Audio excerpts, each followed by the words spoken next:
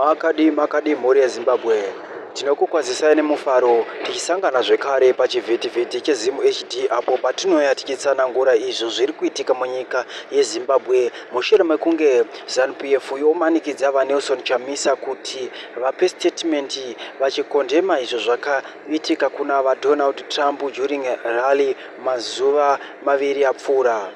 Naizvozvo Jim kuna akabada ndemutande rake anouya otaura oti I was expecting this young man to issue a statement condemning what his masters did to Donald Trump.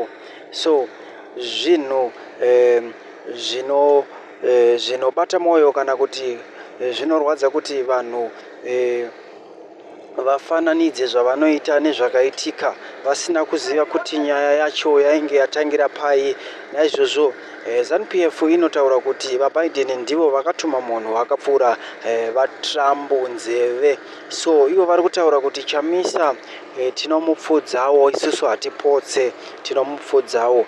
Naizvozvo mhuri yeZimbabwe tinokutendai nekuona kwamunoita mavhidhiyosi edu zuva nezuva, asi nyaya ndeyekuti ZANU-PF iri kumanekedzera kuti vaChamisa vapewo statement against America. Tinokutendai.